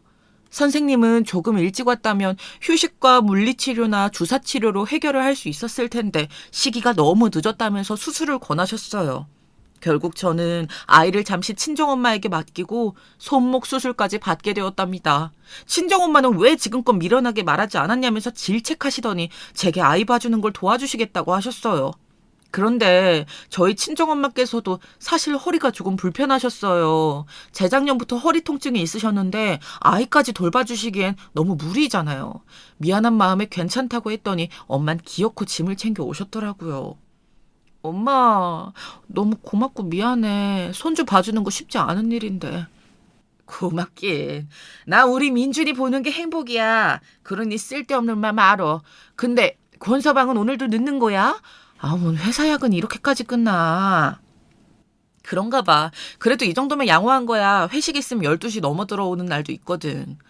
아유, 우리 권서방 힘들게 일하네. 오늘 권서방 좋아하는 반찬 좀 만들어야겠어. 생각해보니 내가 그간 신경을 못 써줬네. 엄마는 심지어 남편 일하느라 힘들었겠다며 좋아하는 장조림 반찬에 계란말이에 음식까지 준비해 상을 차리셨어요. 그런데 남편은 집에 들어오면 고맙다는 말 한마디 없이 허겁지겁 먹기 바쁘더라고요. 저 같으면 고마운 마음에 장모님 감사합니다 하며 작은 선물이라도 사들고 올 것 같은데 그런 건 일절 없이 몸만 덜렁 와서 피곤하다는 둥 불평만 잔뜩 늘여놓는데 이기적이라는 생각까지 들더라고요. 아이는 잘 때 가장 예쁘다는 말이 있잖아요. 심지어 남편은 그때만 잠깐 아기를 보고는 얼른 자기 방으로 가 핸드폰 게임을 하다 잠에 들었지요. 한마디로 신용만 할 뿐 전혀 육아를 돕지 않았습니다. 그러다 결정적으로 어느 날 제가 남편의 휴대폰을 우연히 발견하게 되면서 폭발을 하게 되었는데요. 남편이 친구와 주고받는 문자였는데 내용이 무척이나 깨름직하더라고요. 야, 오늘도 그럼 거기 술집 고? 나 집 들어가기 싫다. 집 가면 애 봐야 해. 장모님까지 있다. 마누라도 있어. 쓰리콤보야.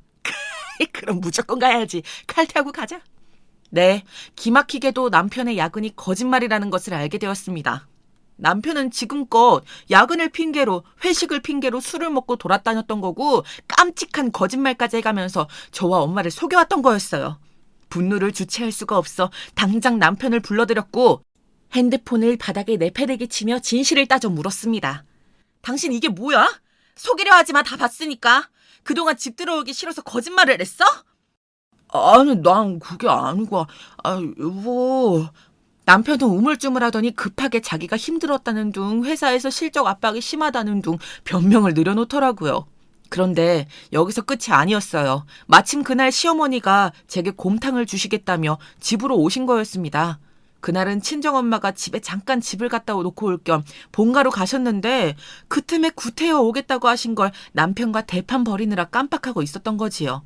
시어머니는 현관문 밖에서 이미 소리를 들으셨는지 들어오자마자 이게 무슨 일이냐며 성을 내시더군요. 이렇게 된 이상 저도 억울한 마음이 들어 하나하나 문자 내용까지 보여드리며 설명했습니다. 그런데 아니 그깟 일 해가지고 내 아들을 잡는단 말이야? 너 왜 이렇게 속이 베베 꼬여있니? 황당함에 말을 잇지 못한 제게 시어머니는 한참이나 설교를 하시더군요. 육아는 원래 여자가 하는 건데 그럼 네가 하는 게 맞지? 내 아들이 그것까지 도와줘야 하니? 거기다 니네 친정엄마까지 있다며. 그럼 된 거지. 여자 둘이 애 하나도 못 보기는 게 말이 됐니? 어머님, 남녀 분별 없이 육아는 같이 해야 맞다고 생각하고요. 저희 엄마도 몸이 편치 않으신데 와서 도와주고 계시는 거예요. 남편이 제대로 도와줬다면 아픈 엄마가 오실 일도 없었을 거라고요. 이 아이 남편 자식이기도 해요. 당신이 책임져야 할 아이라고. 저도 모르게 억울한 소리가 새어나오는데 왈칵 눈물이 쏟아질 뻔했습니다. 우는 모습을 보이고 싶지 않아 꾹꾹 눌러 참고 있는데 거기서 남편은 자기 엄마 뒤에 쏙 숨더니 제 눈치만 흘긋흘긋 보고 있더라고요. 저는 지고 싶지 않아 울면서 남편에게 앞으로 육아는 같이 해야 한다고 강조해 말했습니다. 그런데 거기에 대꾸하듯 시어머니는 가당치도 않은 소리 말라며 내 아들 손에 물 한 방울 묻혔다간 가만두지 않겠다는 엄포를 놓으시더라고요. 아니 사돈, 이게 다 무슨 일이에요? 왜 우리 딸이 울고 있는 거예요? 그런데 그렇게 팽팽한 접선이 만들어져 가고 있을 무렵 예상보다 일찍 들어오신 친정엄마께서 의아한 얼굴로 물으셨어요. 시어머니는 기세 좋게 자기보다 젊으신 사돈이 왜 육아를 힘들어하는지 모르겠다며 한껏 비꼬더군요. 제가 그 소리에 나자빠질 것 같은 표정을 짓자 엄마도 이건 아니다 싶으셨는지 사위가 육아를 돕는 건 맞는 것 같다며 조심스레 의견을 내셨어요. 엄마까지 가세하고 나서자 상황은 점점 더 심각해졌고 남편은 급기야 꼬랑지를 빼며 자신이 육아를 하겠다고 하더군요. 엄마 그만해. 나 이혼하는 거 보고 싶어 그래? 내가 거짓말한 건 잘못한 거고 같이 육아할 거야. 뭐? 아니 그럼 네가 무슨 그런 고되고 힘든 일을 한다는 거야? 안 돼. 시어머니는 안 된다. 남편은 자신이 하겠다 하며 우스운 모양새를 만들어 나갔어요. 그러다 시어머니는 도저히 안 되겠다 느꼈는지 폭탄 발언을 하더군요. 안 되겠다. 내가 와서 돌보마. 그럼 됐지? 내가 요 몇 시간 니네 친정엄마처럼 해준다고. 이참에 내 아들 쏙 닮은 손주도 보고 좋네. 대신 용돈은 챙겨라. 참고로 저희 친정엄마는 돈 한 푼 안 받으시고 육아를 도와주고 계셨어요. 그런데 시어머니는 원하지도 않는 도움을 용돈까지 달라 하시며 주시겠다고 하시더라고요. 전 그건 곧 죽어도 싫다 했지만 그 뒤로 시어머니가 직접 저희 엄마를 설득해 집에 들어앉아 있게 되었습니다. 비밀번호를 바꾸어 놓아도 남편 통해 알아낸 비밀번호까지 눌러서 자기 짐을 차곡차곡 다 채워 놓으셨더라고요. 솔직히 집안에 날강도가 들어앉은 기분이었답니다. 게다가 시어머니가 아이를 잘 돌보았냐고 물으신다면 그것도 절대 아니었어요. 일이 2배, 3배가 되는 게 어떤 건지 이번 기회에 톡톡히 배웠답니다. 시어머님 밤만 되면 쥐포를 구워두셨는데 그 쥐포 굽는 것마저 자기는 눈이 침침해 가스레인지가 잘 안 보인다면서 쥐포를 쥐어주시더라고요. 잠시 집으로 돌아가신 친정엄마는 만만치 않은 성격의 시어머니가 들어앉은 게 못내 마음이 쓰이셨는지 매일같이 전화를 하셨어요. 사돈어른, 오늘은 별다른 거 안 시키디? 너 괜찮아? 엄마가 갈까? 괜찮아, 엄마. 곧 가실 거야. 나도 이렇겐 같이 못 살겠어. 친정엄마가 아빠에게까지 전달했는지 가끔은 아빠에게서도 문자가 날라오더라고요. 저는 아빠에게도 걱정하지 말라고 문자를 남긴 뒤 그때부터는 본격적으로 작전을 세웠습니다. 시어머니에게 정당히 육아를 맡기려고 한 것이죠. 기저귀 갈기부터 젖병 소독까지 육아일들을 해달라고 부탁드렸습니다. 물론 저 역시 무리하게 부탁한 건 없었습니다. 시어머니께서 충분히 하실 수 있는 일들만 정중히 부탁드렸죠. 그러자 바로 힘든 기색을 내비추시더라고요. 어머님, 우리 민준이 기저귀 좀 갈아주세요. 눈에 넣어도 안 아픈 손주라고 하셨으니까 괜찮으시죠? 아, 그래. 아이고, 근데 내가 허리며 등이며 쑤시는데 애미야. 나 파스 좀 붙여야겠다. 파스 없니? 며칠 안 왔더니 아파 죽겠네. 파스요? 제가 조금 이따 붙여드릴게요. 먼저 기저귀부터 갈아주세요. 역시나 예상대로 시어머니는 육아를 굉장히 버거워하셨어요. 결국 며칠 만에 조용히 가방을 챙기시더니 앞으로는 가끔 들르시겠다고 하며 그 좋아하시는 아들과 손주를 버려두고 스스로 나가시더군요. 그리고 시어머니가 나갔다는 소식을 들은 친정엄만 곧바로 집으로 날아오셨어요. 정말 날아오셨다는 표현이 맞게 30분 만에 저희 집 앞에 도착하셨어요. 여기서 친정엄마 남편에게 자신이 육아를 도와줘도 되냐고 물었습니다. 사위가 한 집에 사는 걸 불편해하는 걸 알기에 그리 물으신 거지요.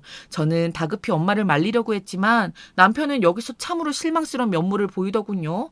이젠 너무 봐서 실망스럽다는 말을 쓰기도 지겨울 정도로요. 사실 저는 아기를 돌보는 게 힘들어요. 장모님께서 와주신다면 좋겠습니다. 실로 어처구니가 없었습니다. 하지만 그 뒤의 행보는 더더욱 그러했습니다.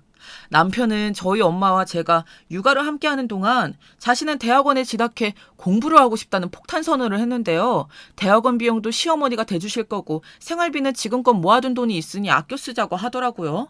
아이한테 들어가는 비용이 얼마인데 그런 태평한 소리를 하냐고 했더니 자신은 지금껏 열심히 살았으니 당당히 그 권리를 누리겠다고 하더군요. 남편은 자신이 대학원에 가면 더 좋은 직장을 얻을 거라는 확신에서 그런 선택을 한 것으로 보였습니다만 사실 제가 보기엔 남편이 대학원을 무사히 졸업할지도 확신할 수 없었어요. 남편은 전형적으로 끈기가 없는 타입이었으니까요. 그런데 친정엄마는 그마저도 응원해주자고 하시더군요. 그 뒤 남편이 준비한 대학원에 합격해 공부를 열심히 하는 모습은 의외이긴 했습니다. 대학원에 다니며 밤샘 공부를 자처한다든지 오히려 회사 다닐 적보다 더 열성이었는데 그 모습이 생소하게 느껴지더라고요. 게다가 조금 웃긴 면도 있었는데 갑자기 밥 먹다 다 같이 간식을 먹는 시간에 국어책을 들고 와 읽는 척을 하거나 유튜버의 미국 토크쇼 같은 걸 자막 없이 보며 웃더군요. 제가 생각할 땐 분명 못 알아듣는 게 분명했는데 자기는 마치 다 알아듣는 사람처럼 이거 너무 웃기지 않아? 장모님 너무 웃기지 않아요? 하고 되묻기까지 하더라고요. 참고로 저희 엄마야 해외여행은 당연히 많이 가보신 분이었고 심지어 큰 사업을 하시는 아빠를 사업차 따라간 미국에서 5년간 사시기도 했습니다. 그런 엄마가 못 알아들을 리 없지 않겠어요? 그런데 남편은 대학원에 들어가고 난 이후 마치 자신의 신분을 세탁한 듯 고고한 학자가 된 것처럼 굴었답니다. 여기에 시어머니의 행동이 거들어지는 건 당연지사였어요. 예, 너는 아주 호강한 줄 알아야 한다. 네가 박사 남편 둘 줄 어떻게 알았겠니? 네 엄마가 뭐래시냐? 아주 좋아하시지? 아직 박사도 아닌데. 네, 많이 응원해주고 계세요. 그런데 어머님, 저희 엄마인데 그래도 호칭은 제대로 불러주세요. 그래, 내가 네 엄마라 했나? 알았다. 여직 사돈을 사돈이라고 부르지도 않고 네 엄마라 부르며 무시하시는 시어머니에겐 이제 대학원 다니는 아들이 있으니 잔뜩 헛바람까지 불어져 있었어요. 시어머니가 길을 세워주니 남편은 그게 더 좋았는지 시도 때도 없이 영어책을 읽으며 저희 엄마에게도 이것저것 알려주려 하더라고요. 엄마는 이미 알고 있는 단어들이었지만 기분을 맞추겠답시고 권서방이 열심히 하는 모습이 보기 좋네. 그래 얼른 공부 마치고 좋은 곳에 가면 되겠어 라며 과일까지 깎아 놓아 주시며 응원해 주셨답니다. 남편은 자신이 고3 수험생이라도 되는 듯 엄마의 그런 대우들을 당연하게 받았는데 그 점이 다시금 제 가슴속에 화병에 불을 지피었답니다. 그러던 어느 날 급기야 남편의 미묘한 행동이 시작되었는데요. 이 미묘한 행동은 엄마를 무시하는 것처럼 보였어요. 그날은 마침 해외 드라마가 하고 있던 날이었어요. 엄마가 눈이 나쁘셔서 자막에 잘 안 보이셨나 봐요. 저희 불편할까봐 따로 얘기하지 않고 그냥 보고 있다 저에게 내용을 물어보셨는데요. 남편이 갑자기 피식 웃는 겁니다. 그땐 왜 웃는지 몰랐는데 나중에 잠자리에 들면서 갑자기 엄마의 학벌을 물어보시더라고요. 저희 엄마는 고등학교만 졸업하시고 바로 취업을 하셨다고 들어 그렇게 말했더니 그래? 그럴 줄 알았어. 그 쉬운 내용을 이해 못하시더라고 하며 웃더군요. 제가 기분이 나빠 따지려 하니 이미 혼자 꿈나라로 간 뒤였고요. 저는 이게 남편의 명백한 무시라는 걸 알았습니다. 남편의 무시는 점점 더 심해졌어요. 대학원을 다니자 마치 자신이 뭐라도 된 것 같았는지 어느 날은 뜬금없이 저희 엄마에게 와선 이런 말을 하더군요. 장모님, 과외시켜드릴까요? 장모님 지금부터 영어 과외 하시면 치매 예방도 되고 좋아요. 요즘 좀 깜빡깜빡 하시는 것 같던데. 아니네, 난 괜찮아. 권서방 공부하기도 바쁜데 그냥 자기 할 일 열심히 하게. 난 정말로 괜찮아. 엄마는 미국에서 살았다는 등 집안에 대한 이야기를 원체 안 꺼내시는 분이라 일부러 말을 삼갔습니다. 남편은 그것도 모르고 자신이 싸게 해드리겠다며 1시간에 2만 원을 부르는 거 있죠. 자기한테 특급 과외 받으시는 건데 이 정도면 싸게 해드리는 거라면서 말입니다. 아무리 철없는 사위라 할지라도 어떻게 자기 장모한테 돈을 받고 가해를 해주겠다는 말이 어딨습니까? 이때만큼은 엄마도 곤란한 기색으로 저를 흘끔흘끔 엿보시더라고요. 그리고 가끔 무작정 집에 쳐들어오시던 시어머니는 나중에 이야기를 듣고 박사 될 사람이 해주는 과외인데 아무렴 사돈한테 해가 될까요? 하며 한술 더 뜨시더라고요. 남편이 대학원에 다니는 동안 생활비는 사실상 저희 친정에서 도움을 받게 되었어요. 그런데도 엄마와 제가 아기 육아를 하는 것도 모자라 남편은 언젠가부터 힘들어 죽겠다는 말을 입에 붙이기 시작했어요. 돈이 부족해. 나도 스트레스 좀 풀며 공부해야 더 잘 될 텐데 친구들이 마침 1박 2일로 여행을 가자고 하더라고. 근데 우리 형편이 안 되잖아. 나도 가고 싶은데. 일부러 노골적으로 저런 말을 엄마 앞에서 하기도 했는데 그럼 엄마는 사위가 힘들겠다는 말을 그냥 지나치지 못하시고 그래 내가 많은 돈은 아니지만 줄 테니 마음껏 스트레스 풀고 와 하며 흔쾌히 돈을 투척하셨습니다. 남편은 해벌쭉하며 그 돈을 들고 여행지로 놀러 갔고요. 병원 갈 돈도 아껴 쓰시는 엄마가 남편에겐 아낌없이 지원해 주시는 걸 보니 괜히 제가 속이 터지더라고요. 엄마는 사위가 저리 말하는데 어떻게 안 줄 수 있냐고 하시더라고요. 그러다 일이 터졌습니다. 예상했지만 남편에게 한계에 온 듯 했습니다. 그 한계가 생각보다 늦게 찾아온 것이 신기했을 뿐이었죠. 어느 날 남편은 아무래도 휴학을 하고 조금 휴식을 취하다 다시 공부해야겠다며 상의도 없이 휴학 신청을 내버린 겁니다. 그리고 저는 남편이 회사에 들어가 일을 할 줄 알았는데 아르바이트조차 구하려 하지 않고 정말 집에서 팽팽 놀더라고요. 그야말로 백수처럼요. 가끔 저녁에 나가 뭔가를 하다 들어오긴 하는데 이상하게도 차림은 멀끔했습니다. 못 보던 옷과 향수 같은 것들도 늘어났는데 스트레스 푸는 용이라 했습니다. 그래. 사는 건 좋은데 여보, 일 안 할 거면 집에서 애라도 같이 돌봐줘. 그래야 우리 엄마도 집에 보내드리지. 아빠가 엄마 언제 오냐고 어제 전화 왔더라. 아빠도 엄마 없으니 외롭고 심심하신 모양이야. 아, 장모님 조금 더 있다 가도 되는데? 나 안 불편해. 당신이 애를 안 돌보니 안 불편한 거겠지. 아무튼 엄마 보낼 테니 앞으로 대학원 안 다니는 동안은 당신이 애 돌봐줘. 저는 구태여 말을 더 덧붙이지 않고 무조건 그렇게 해라 말했습니다. 엄마가 허리가 아파 요즘 들어 자꾸 파스를 붙이시고 신음소리를 끙끙 내시는데 여간 신경 쓰이는 게 아니었거든요. 원래 그런 면에선 내색하지 않는 분이라 저에게 따로 말을 하지 않으시더라도 분명 많이 아프신 게 분명했어요. 남편이 대학원을 쉬는 김에 전 엄마를 모시고 병원에 들를 작정이었습니다. 오랜만에 아빠도 보러 가셨고요. 엄마 역시 지금껏 많이 힘드셨는지 제 결정에 알겠다며 고개를 끄덕이셨어요. 그런데 엄마가 떠나기 하루 전날 남편이 불현듯 이런 말을 하더군요. 장모님께서 지금까지 아이 봐주셨으니 용돈이라도 드려야겠어. 남편은 저희 엄마에게 지금껏 한 번도 드리지 않았던 돈을 드리겠다며 생활도 궁핍하실 텐데 자신이 너무 신경을 못 쓴 것 같다고 하더라고요. 본심은 저희 엄마가 여기 있어주길 바래 하는 일이겠지만 저는 알면서도 모른 척 성의껏 넣으라고 하곤 따로 돈 액수를 묻진 않았습니다. 나중에야 보고서 그야말로 기함하게 되었지요. 그날은 아침부터 시어머니에게서 연락이 온 날이었습니다. 그날 아침 시어머니께서 핸드폰으로 제게 하와이로 관광을 가게 되었다며 친구들과 V자를 하고 있는 사진을 하나 보내주시더라고요. 새삼 알록달록한 꽃무늬 원피스를 입고 선글라스를 끼며 온갖 멋을 내고 계시는데 문득 허리가 아파 끙끙대던 엄마의 모습이 겹쳐오더라고요. 꼭 나도 엄마 아빠 모시고 여행 가야겠다. 그러고 나서 그날 저녁 상을 준비하기 위해 요리를 하다 친정엄마의 부탁으로 짐가방 안에서 칫솔을 꺼내게 되었어요. 내가 정신이 없었나 봐. 양치질은 해야 하는데 칫솔까지 다 넣어버렸네. 알겠어 엄마 잠시만. 그런데 그때 친정엄마의 짐가방 속에 하얀 봉투가 보이더라고요. 아마도 남편이 준 돈봉투인 것 같았습니다. 나름 센스 있게 봉투까지 준비해 돈을 넣은 걸 보니 흐뭇하기도 했습니다. 그런데 문득 호기심이 들더군요. 봉투에 과연 얼마를 넣었을까? 그리고 나서 주변의 눈치를 보다 살그머니 열어본 봉투 안은 참으로 빈약하기 그지 없었습니다. 단돈 5만 원짜리 지폐가 한 장 들어있더라고요. 거의 1년간 허리 아픔을 참고 아이를 돌봐주신 엄마에게 겨우 5만 원이라니. 순간 저는 돈 봉투를 바닥에 패대기 치고 싶은 걸 꾹 참고 지나간 세월을 곱씹어보게 되었습니다. 그리고 그때 진동소리와 함께 하와이의 햇볕이 한국과 다르다며 사진을 보내오신 시어머니 문자를 확인하게 되었는데요. 예, 우리 아들 돈으로 호강하니 참 좋다. 우리 아들만의 효자가 어딨니? 너도 네 엄마한테 효도 많이 해라. 남편은 자기 어머니에겐 하와이 티켓을 끊어주곤 저희 엄마에겐 단돈 5만 원을 봉투에 넣어 고생한 값이라고 친 것이었지요. 남편의 노트북을 열어 인터넷 검색 기록을 뒤져보니 하와이 티켓 값은 무려 700만 원이나 되었습니다. 그중에 반의 반도 안 되는 금액. 그걸 어떻게 장모한테 줄 가상한 용기가 있었을까요? 그리고 남편에게서 이 돈이 있었다는 사실도 처음 알았습니다.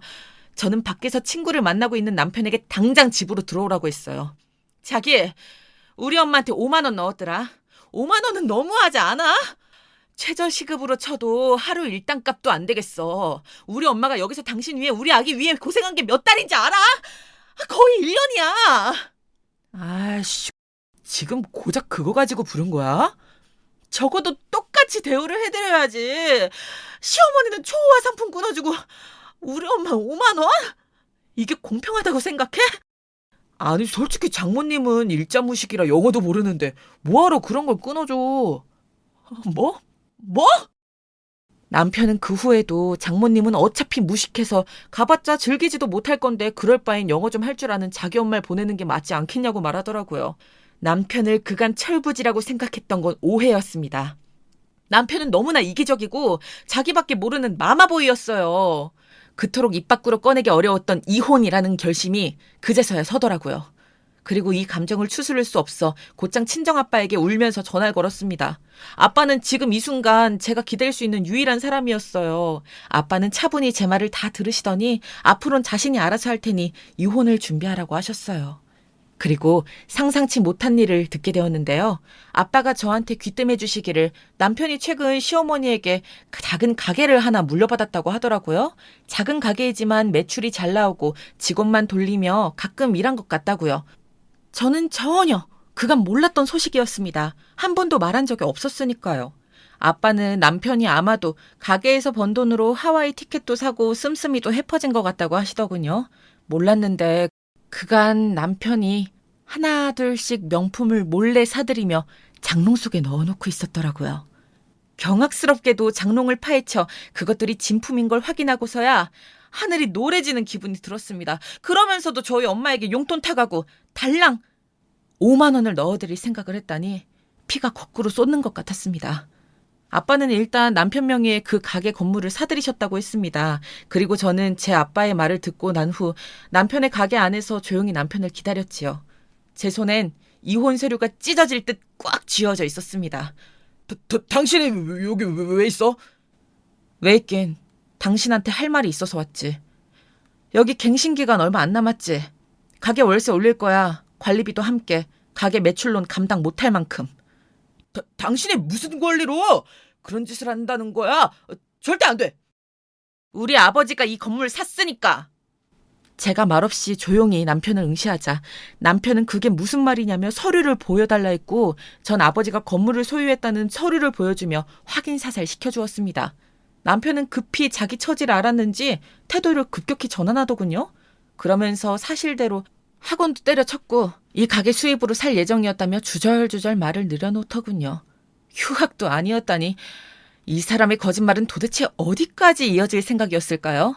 만약 아빠가 아니었다면 전 이 모든 것을 그냥 눈뜨고 당했을 터였습니다. 저는 곧바로 이혼 서류에 도장을 찍으라 했고 남편은 가게를 빼앗긴 후 길거리에 나앉게 되었습니다. 회사 복귀를 준비한단 말은 들었지만 워낙에 이직을 자주 했던 터라 받아주는 것도 없다고 하더라고요. 게다가 명품 사치로 긁은 카드값도 어마어마하다고 하니 그야말로 진퇴양난의 상황에 처해버렸죠. 시모와 전 남편은 이혼 후에도 저와 저희 부모님을 찾아 다시 한 번만 기회를 달라며 싹싹 빌었습니다. 물론 칼같이 잘라내었고 이제 절대 보지 말자며 엄포를 놓고 왔답니다. 니네 집안이 이렇게 잘 사는 줄 알았다면 내가 안 그랬을 텐데 내 실수다.